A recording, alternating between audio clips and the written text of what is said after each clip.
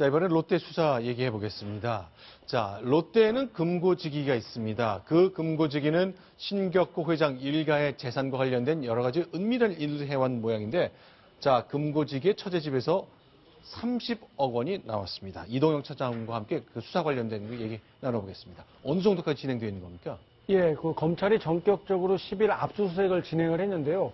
모두 17곳에 해당하는 롯데그룹 관계 장소를 압수수색을 했습니다. 네. 이 과정에서 신격호 총괄그룹 회장의 개인 금고, 그리고 신동빈 회장의 개인 금고, 이렇게 두 개의 개인 금고를 찾아낸 것으로 확인이 됐고요. 장소를 또 확인해 보니까 신격호 회장 같은 경우에는 잘 아시는 것처럼 롯데호텔 34층의 집무실에서 개인 금고를 확인을 했고요.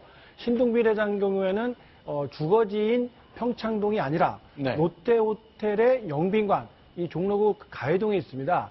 이곳에서 신동빈 회장의 개인 금고가 확인이 됐습니다. 자, 지금 이거 보시는 것이 서울의 북촌이라고 부르는 가회동 지역에 있는 롯데 영빈관인데, 신동빈 회장이 자기 평창동 빌라가 아니라 바로 이곳에 머물고 있었군요. 그렇습니다. 자기의 집을 놔두고 자택이 아닌 영빈관에 거주를 하고 있었던 사실도 이번에 새롭게 세간에 알려졌는데요.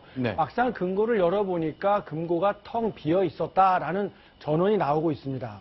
자, 일단 금고가 비어 있었다. 뭔가 미리 좀 알고 좀 따로 옮겨놓은 듯한 인상을 좀 받고 있는데, 아까 말씀드렸던 롯데그룹의 금고직이라는 분이 있잖아요. 이 금고 담당하는 분이 있는데 그분에 대한 압수수색도 진행됐고 일부분 성과가 있죠. 그렇습니다. 신격호 회장의 비서실장을 맡았던 이모 전 전무의 이야기인데요.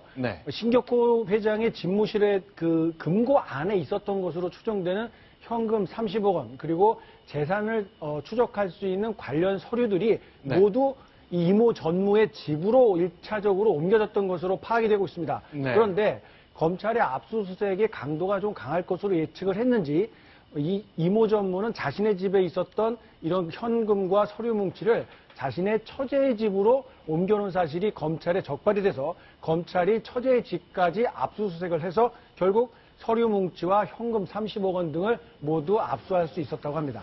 자, 그런데 이제 롯데가 일단 부회장, 총괄회장과 현직 회장의 금고가 비어있는 걸 확인하고 뭔가 좀 대비를 한 듯한 인상이 있거든요. 양지열 변호사. 검찰이 이제 압수수색한 그 내부 문서를 보니까요. 그런 흔적이 좀 보이죠. 예, 그렇습니다. 그러니까 그 검찰 수사 대비 방안이라는 내용의 문건이 나왔다는 겁니다. 뭐냐면 서울중앙지검 특수사부에서 무슨 검사가 롯데 관련 의혹을 수사하고 있는데 누구를 접촉해서 방안을 강구해야 된다라는 식으로 이제 한 언론에서 보도가 됐습니다. 이거를 보면은 말씀하신 것처럼 분명히 검찰 내부의 어떤 누군가로부터 그 롯데 그룹에 정보가 흘러 들어간 게 아닌가 하는 합리적인 의혹을 가질 수밖에 없는 상황인 거고, 그럴 수 있었을 것 같다는 생각이 드는 게 가장 가까이는 최근에 그 정로 네이처 리퍼블릭 대표의 사건과 관련해서 신영자 장남이죠. 장녀가 또 관련해서 롯데 재단의 압수수색을 받았지 않습니까? 명세된 6.5억으로.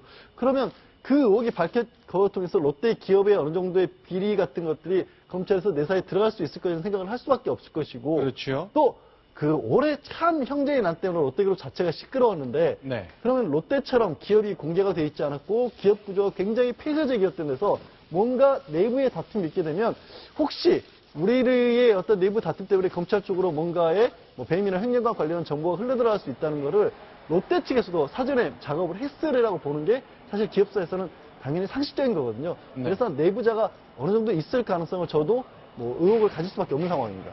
예, 여기서 또 한 가지 좀 짚어봐야 될 내용이 검찰이 확보했다는 롯데그룹 내부의 문건을 좀 잘 봤으면 좋겠는데요. 저 내용을 보면은 어떤 검사가 어떤 의혹을 수사하고 있다. 그래서 누구를 통해서 접촉해서 방안을 찾아야 한다. 이런 내용을 한 언론에서 보도를 했습니다만 저 문건이라는 게 언제 작성이 됐는지를 좀 살펴봤으면 좋겠어요. 시점도 알 수가 있습니까? 그렇죠. 작성을 언제 했는지를 확인해 봐야 되는데 그 시점까지는 알려지지 않았거든요. 그런데 롯데그룹이 검찰에게 크게 한번 당할 것이다. 이런 세간의 이야기는 아마 1년도 더 전에부터 시중에 나왔던 이야기거든요. 그런데 저런 문건이 나왔다는 걸 보면은 역으로 제대로 대비를 못하고 있었던 것 아닌가 이런 생각마저 들게 하는 내용이거든요. 그렇기 때문에 검찰에서 세간에서 그렇게 떠돌던 이야기를 왜 이 시점에 했는지에 대한 오히려 그런 의혹만 낳는 거 아닌가 하는 부분도 분명히 있습니다. 자, 일단 지난주에 이제 압수수색이 있었을 때요. 하루 전날인 9일 날 자, 신격호 회장은 이제 서울대학병원에 입원했잖아요. 이게 우연인지 아니면 이제 입원을 했기 때문에 롯데호텔 34층의 신 회장의 거처, 집무실 겸 거처는 텅 비어 있었던 거잖아요. 그렇습니다. 다행스러운 건지는 모르겠습니다만 신격호 네. 총괄회장이 이런 압수수색 현장을 직접 맞닥뜨리진 않았는데요. 네. 일단 흘러나오는 이야기, 물론 일방적인 주장이라고 봐야 되는데 네. 이 상황이 왜 이렇게까지 됐느냐, 구체적으로 설명해라라는 얘기는 신동빈 회장을 겨냥했다라고밖에 볼 수 없는데 네. 이렇게 경로를 했다라고 SDJ 코퍼레이션 쪽에서는 밝히고 있습니다. 네. 신격호 회장은 아시는 것처럼 네. 치매냐 아니냐를 놓고 병원 판정 여부를 받기 위해서 병원에 입원했다가 일방적인 주장에 그치지 않기 위해서 뭐 어쨌든 다른 쪽으로 검사를 거부를 하면서 명확하지 않고 있는 상황이기 때문에 저런 네. 설명들이 얼마나 신빙성이 있는지는 좀 지켜봐야 할 것 같습니다. 네.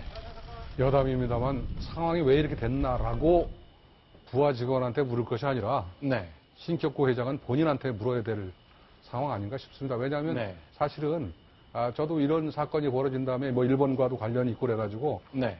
이 문제에 관해서 좀 얘기를 해본 적이 많은데 네. 대부분의 사람들의 그 어떤 공통된 의견은 뭐냐면 네. 아들한테 건강할 때 넘겨줄 시기를 놓쳤다. 네. 그것이 화를 자초를 했다라는 얘기를 많이 하더라고요. 그래서 네. 지금 와서 그런 얘기를 해보는 게 무슨 의미가 있겠습니까만은 네. 적어도 신격호 회장이 판단이 올바를 때 네. 그랬을 때 자식들한테 지분을 정리한다든가 이랬으면 대한민국의 5위나 되는 그래도 대표할 만한 그런 그룹이 이렇게 이전 투기에 빠져가지고 손가락질을 당하거나 네. 화제거리가 되거나 또는 형제단이라고 불리는 그런 지저분한 싸움은 국민들이 보지 않아도 되지 않겠는가 하는 그런 아쉬움이 남습니다.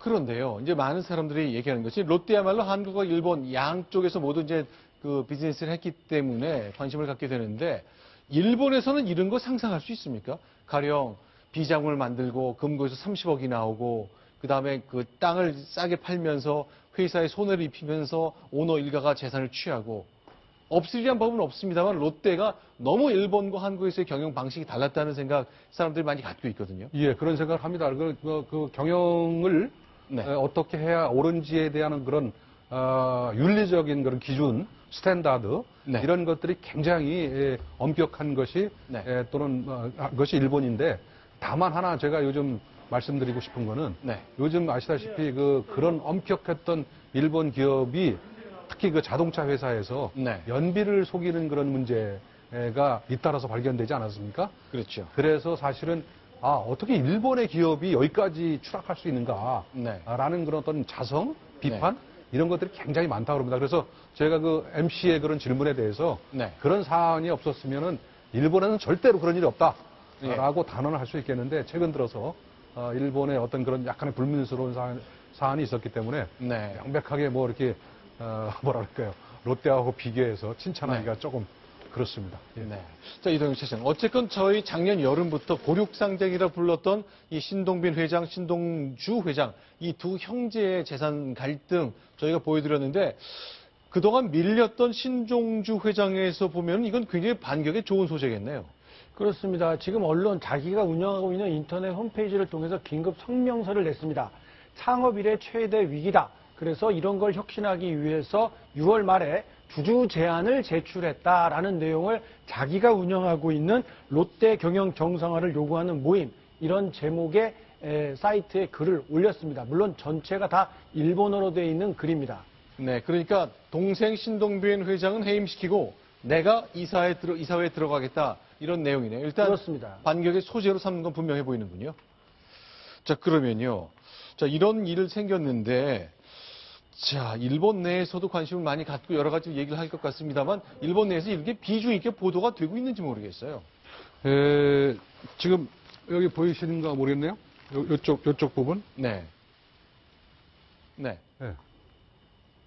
한국 롯데 강제 수사 이렇게 그렇죠. 되어 이게 있네요. 국제면의 기사인데, 네. 아이고, 2단뿐이 안 돼. 작아. 그럴지도 모르지만. 큰 기사는 아닙니다만. 그렇지만, 이 정도면, 일본에서는 관심을 표명했다라고 볼 수가 네. 있습니다. 국제면에. 알다시피, 네. 일본의 국제면이라는 게 굉장히 우리들하고 만드는 거하고 좀 다른 대목이 있거든요.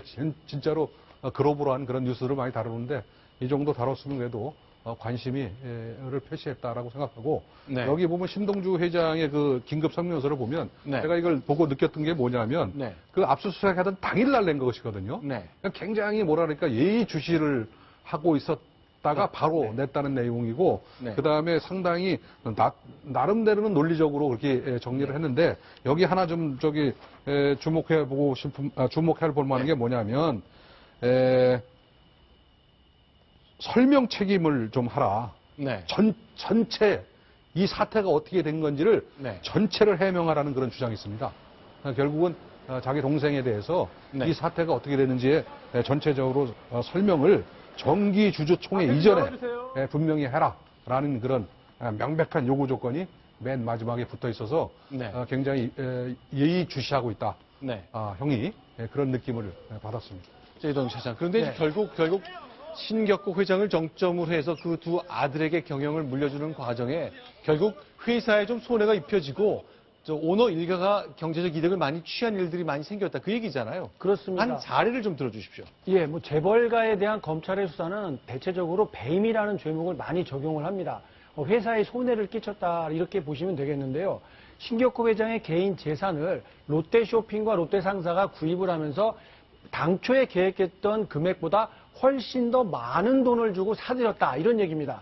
실제 물건값보다 더 많은 돈을 주고 샀다는 얘기는 그룹 회장에게 개인적인 이득을 안겨주고 역으로 그만큼 회사에는 손해를 끼쳤다 이렇게 보는 거죠.